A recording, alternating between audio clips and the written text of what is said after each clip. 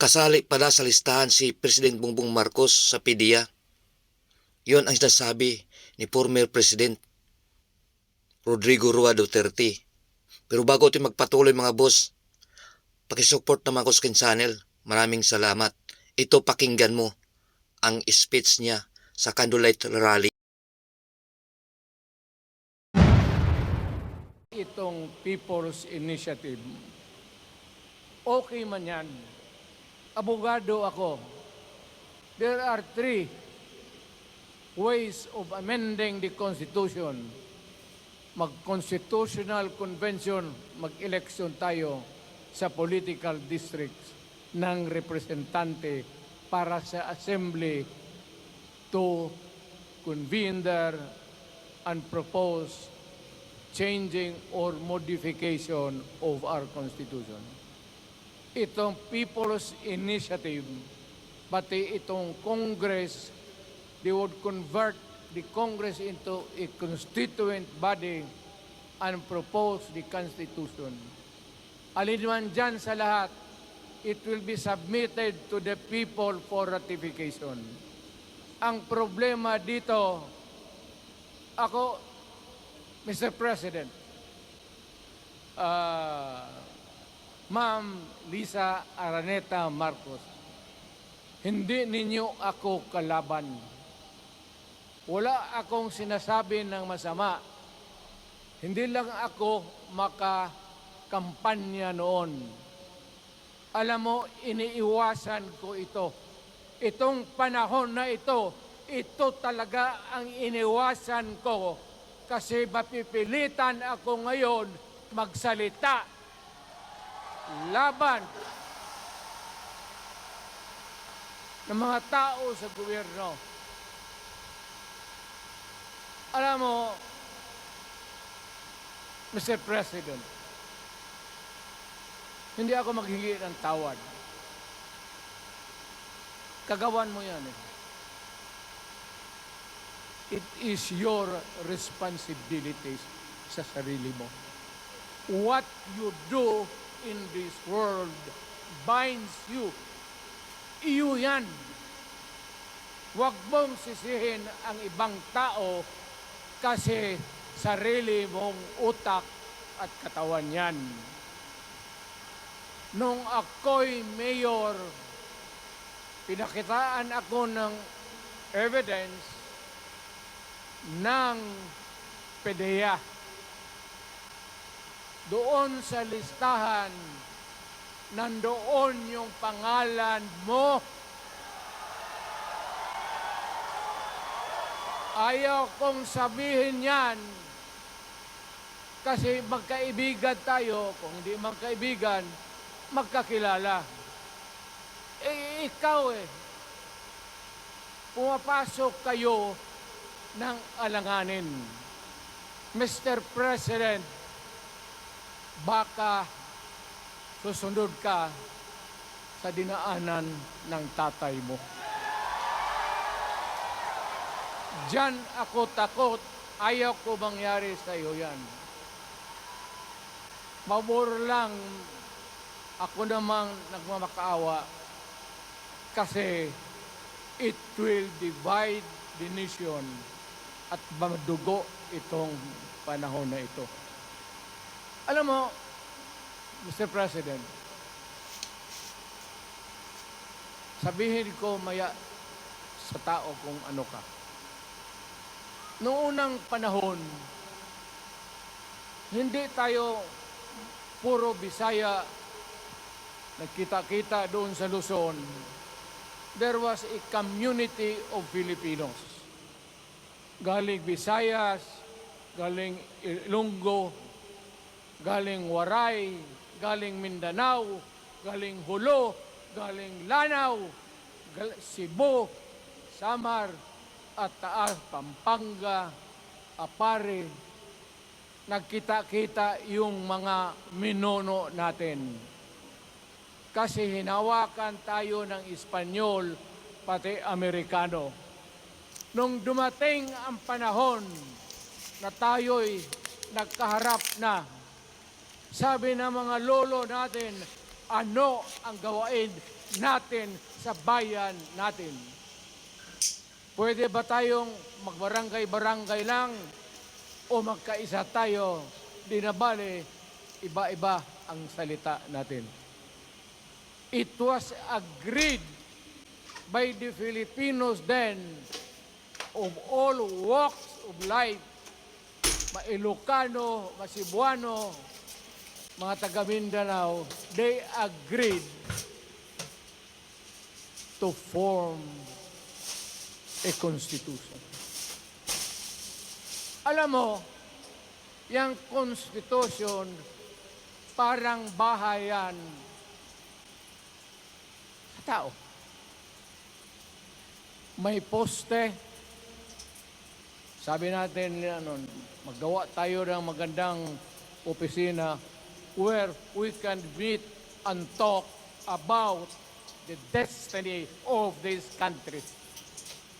Doon, they agreed na may malaking bahay, may poste, mga malaking poste, at may mga muebles at kwarto, living rooms and all. Ang usapan na from time to time, lumalaki na ang bayan at magdagdag tayo ng mga opisina sa mga opisyal. Maganda yon, bahay yon, na mga sahig, nandyan lahat, mesa, desk, chairs and everything. Wala tayong pinag-usapan na sirain yung bahay na yun. It was intended for posterity at inabot sa atin yung konstitusyon na yan. Although it was amended and modified, but it is still the fundamental law since 1935 hanggang ngayon. At what keeps in Ilocano, Bisaya, Waray, Moro, bakit tayo nagkaisa? Magkaiba ang salita natin, ang pagkain, iba. Ugali, iba. Bakit tayo andito ngayon? Dahil sa isang bahay. Yung bahay na yan, yung papel, the Constitution. Ngayon, ang Constitution is supposed to be a permanent thing. Ang batas na binigay ng Constitution so Congress, lawmakers, they can make laws every day, modify, change it if they want, every week. Okay lang yan. Huwag ninyong pakialaman ang Constitution kasi yun ang bahay opisyal ng Pilipino. Anak ka ng, bakit pumasok sa utak ninyo yung People's Initiative? Anong nakain ninyo? There's nothing wrong with the Constitution right now. The environment in the Philippines seems to be positive, okay. Wala nang problema. Araw-araw nakikita tayo. Punta Maynila, marami akong kaibigan, mga brad ko, mga classmate ko. Okay ang buhay natin. But suddenly, nandito yung People's Initiative. Alam mo, sa umpisa pa lang, nagdududa na ako. Bakit? People's Initiative manggaling sa tao. Dapat yan galing sa mga purok at doon sa barangay at doon sa DILG, ipasa nila sa syudad, sa probinsya at sa national office. Dito mga congressman,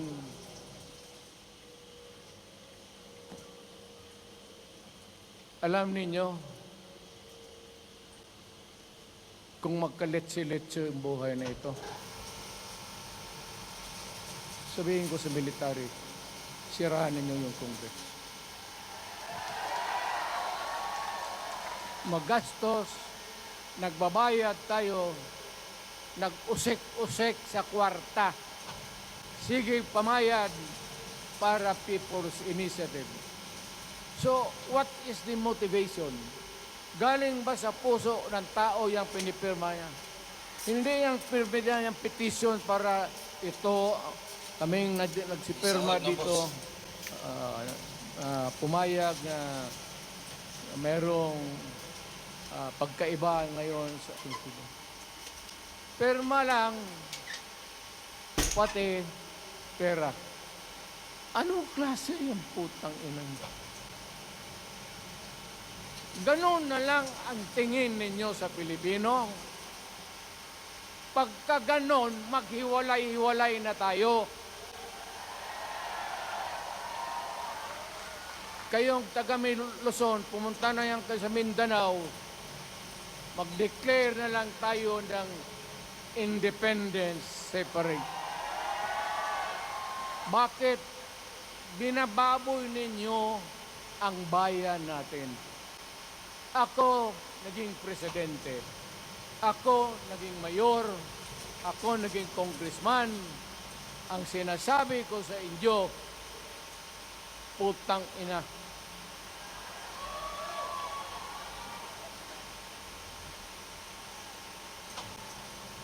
Malinis to. Baka ihi mo ito ha.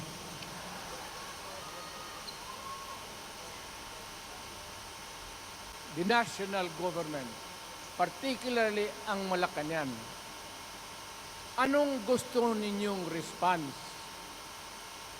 Niwala kayong mga seminar, gano'n na gano'n. You never educated the Filipino people. You want the Filipino to remain ignorant para you can do what you want with the country. Yan ang totoo. Kasi ginagam ang taong bayan. Well, kaming nakapag-aral at may alam kundi hindi katanggap-tanggap yung ginagawa ninyo. Sa umpisa pa lang, binibili na ninyo yung signature ng Pilipino. Yun ba ang People's Initiative? You know, national, provincial, city, munisipyo, then the barangay. Yan ang echelons ng power sa gobyerno. Hindi naman ninyo gigamit ang barangay at binigyan mo ng 20 milyones isa't isa sa kanilang mga congressman. At binibili ang Pilipino. Alam ninyo kung ano yan? Kaluluwa ang ninyo ang binibili ng taong bayan. Hindi ako mapayag ng ganon. Nakapag-aral ako, hindi naman ako ignorante. Bakit ka mag-people's change? Ang problema ninyo, ganito. Hindi pa, pauna. Ang malas ng Pilipinas, every president, almost all, pag upo na dyan sa Malacanang, walang ginagawa kung mag-isip ang mga putang ina kung paano pahabain ang termino nila. That's the problem. Bakit ganon kayo? Ang demokrasya may eleksyon. Para naman, tignan ninyo, Presidente Osmeña Bisaya. Ang napaalaala ko pa, Garcia Bisaya. Then, Magsaysay Ilocano. Then, si Quirino Ilocano. Ganon dapat. Ang election is a cleansing process. Gumagalaw yan. Huwag mong pigilan. Ngayon, kung ikaw nandyan, naupo ka, you stop the process of governance, hintuin mo, kasi pahabain mo ang termo mo, gusto mo, sabi ko nga sa iyo, Mr. President, kaibigan kita, Bingbong. Pag pinilit mo ito, lalabas ka ng Malacanang, nandyan ang military pati police, makinig kayo. Pag-aralan ninyo kung ano yung pinapakain nila sa taong bayan. At pagka nakita ninyo kung ano ang mali, you correct it. Nasa inyong kamay na yan. Ganito yung plano. Presidential, tapos parliament. Ang presidential, lahat kayo, ako, ikaw, lahat, hanggang doon, nagboboto, direct vote to elect a president. Itong parliament, prime minister lang ang magboto, yung mga assembly who are the congressmen now. Putang ina ninyo, wala akong tiwala sa inyo. Wala kayong prinsipyo, bukang pera kayo lahat. Yan ang totoo. Kaya gusto ko, pag letse-letse nga pumasok ang military, palitan ninyo lahat. Arestuhin ninyo kasi nagsasayang ng pera at yung ginagastos nila is a fraud, swindling ang ginawa nila. You must account for the wasted money, for the money that you bought the signature of a Filipino. Bribery.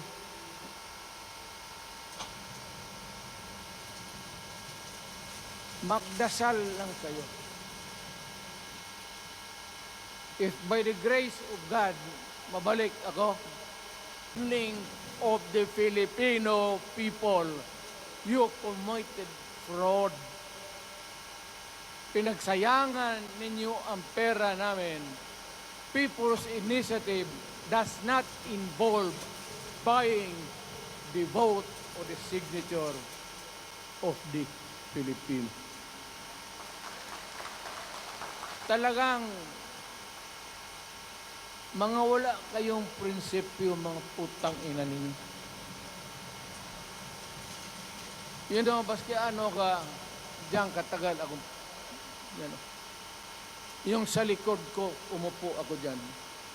Vice Mayor ako. Diyan, Mayor ako, pinakamatagal. Naging congressman ako. Presidente. Kayo, nagpasok sa Congress, eleksyon, nanalo, Seiko. So parang ganito, yung mga, para sa mga balaga, pati yung lalaki. Pasok niyan, Seiko. Paglabas niyan, pagkatapos, Rolex na. Pumunta ng Malacanang, nakatamaraw, paglabas niyan, nagka-Mercedes-Benz. Busog kayo lahat. Tingnan ninyo yung mga bahay noon ng mga congressman at tingnan ninyo ngayon kung ano kayaman sila, lalo na yung mga bahay nila sa Maynila.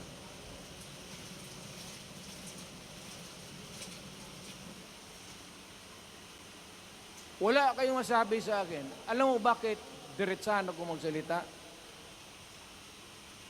Ninipahat, wala ako. Paglabas ko sa Malacanang, lipad ako dito. Pumunta ako sa bahay ko para mag-retire. Ayaw ko sanang bumalik. Ayaw ko na. Matanda na ako. Putang ina, napapandol lang ako dyan eh. Putang ina. Huwag kayong magpaloko. Alam mo, Parliament, ang ambisyon niyan, karamihan galing kay Lisa Marcos, pati kay Romualdez. Bongbong bangag yan. That's why, sinasabi ko na sa inyo ngayon, si Bongbong Marcos bangag noon, ngayong presidente na, bangag natin ang presidente. Nasa Malacanang, alam ninyo, the armed forces of the Philippines, alam ninyo, may drug addict tayo na presidente, putang inang yan. Ayun ang, bakit ako nagkaroon ng kaso ng ICC? Sabi nila, pinapagpatay ko raw yung mga drug user at drug addict. Mabutit na lang, wala na ako sa pwesto, baka kasali ka pa. No, Mr. President, pinilit ninyo kami. Kayo yung sa Bisaya, kinikitoy mo yung Pilipino. You are testing the waters. Not even. You are,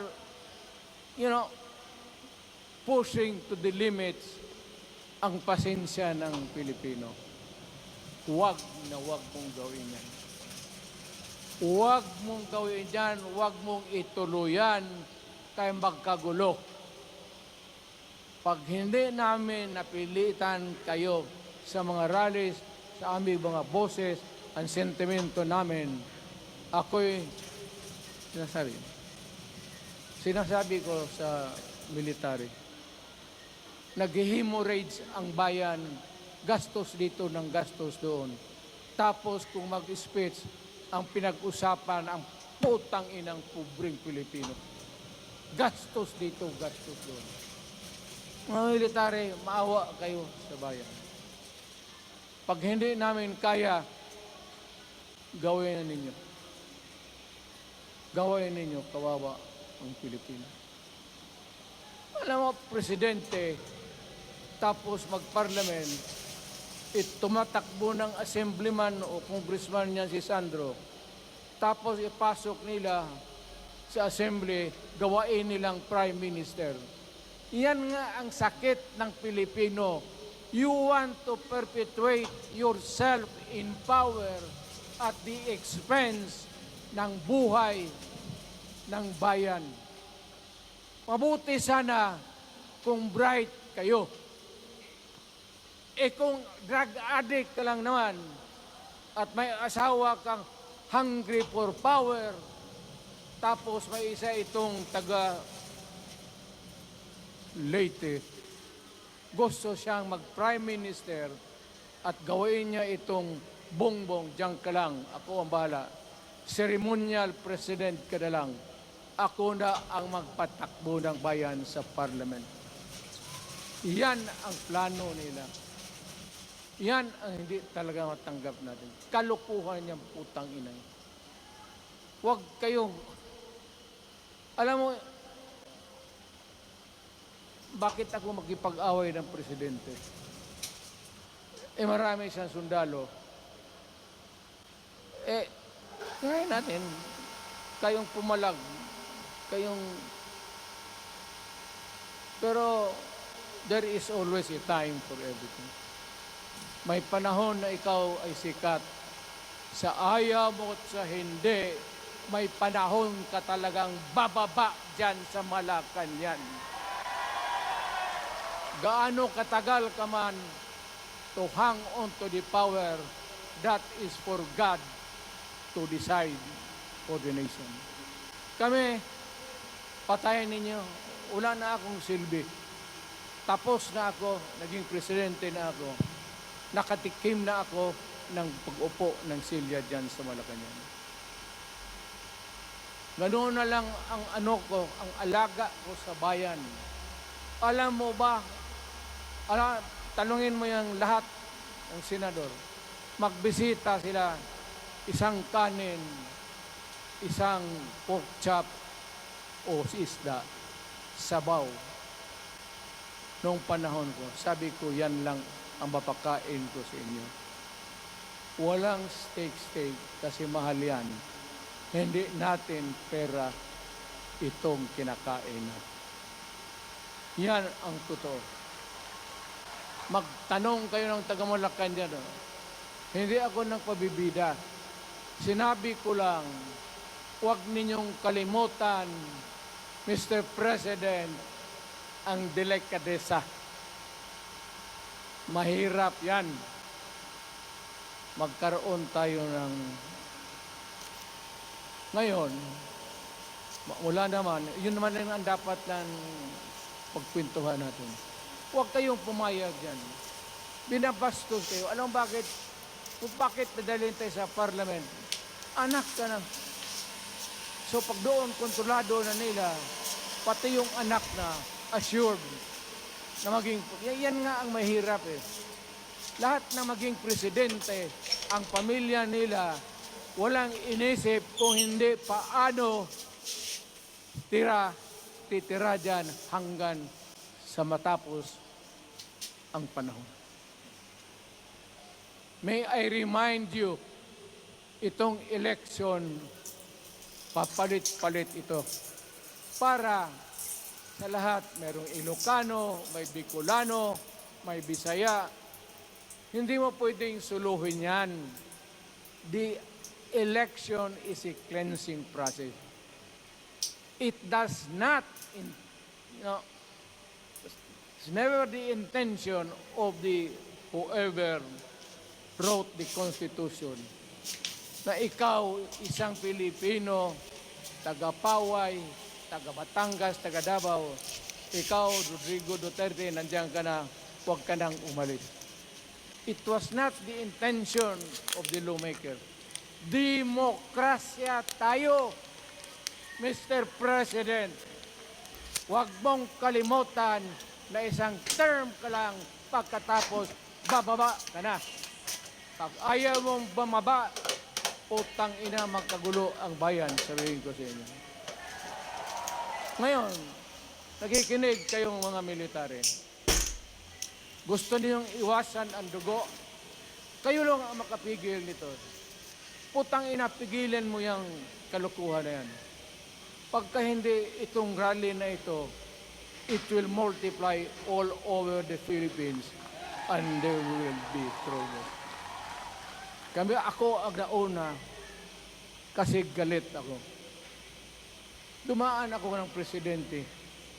Not even for a minute did I think or was thinking of extending my term even for one day.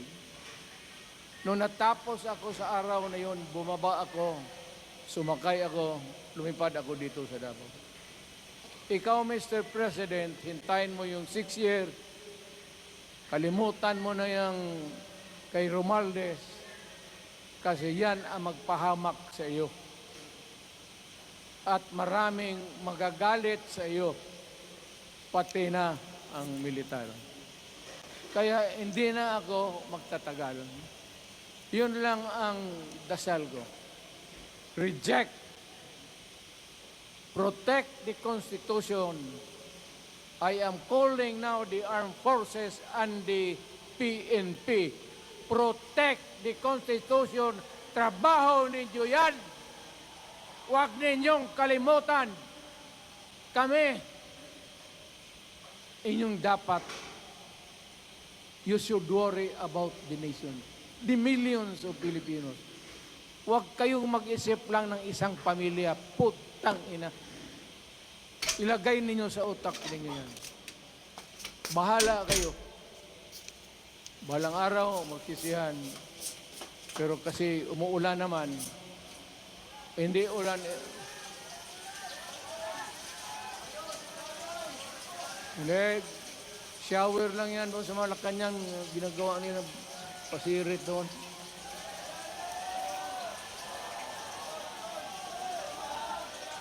Wala naman rin akong masabi. Kasi hindi man ito eleksyon. Nakafocus lang ako sa People's Initiative and the way that they are handling the process of the People's Initiative. Ang nangyayari ngayon, hindi yan People's Initiative, kung hindi buying the people for their signature. Pag-umpisa pa lang, bayaran na. At maniwala ka ng konstitusyon, lalabas yan maganda. Kung pira-pirahin lang tayo. Balang araw, wala na ako sa buhay. Maybe 10 years, 5 years from now. You might want to change some provision.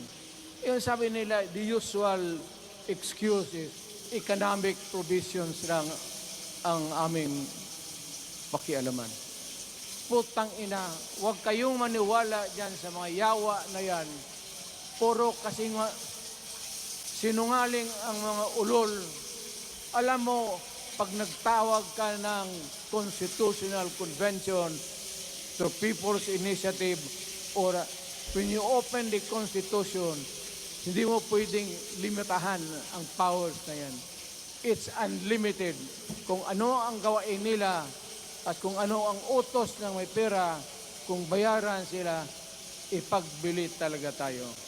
Ipauhanin na lang ako, naghingi ako ng may mga congressman dito.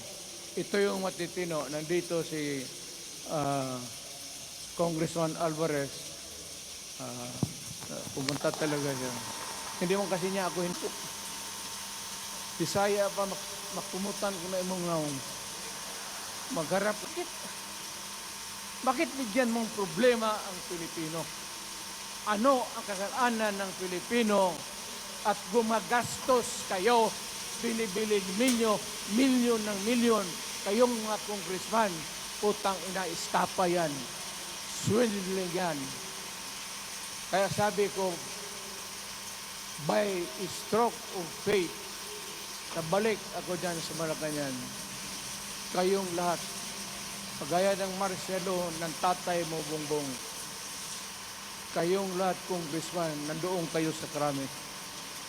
Ipasok kayo ng 2 taon para leksyon ninyo. Hindi ka maleksyon na kalukuhan ninyo. Wala. Hindi pa nga naayos ang kati. Ano bang, what's wrong with the Constitution? Tell me. Kung hindi yung inyong ambisyon. The real purpose itong constitutional changes sa People's Initiative is really to perpetuate those who are in power. Yan na lang ang ganyan. Marami akong sabihin, maybe kung patayin nila ako, putukin yung aeroplano, wala na tayong magawa. Ngayon kung sino, alam mo na kung sino, yung sa Malacanang, yun ang aristuhin ninyo. Sila nag-umpisa ng kaguluhan nito.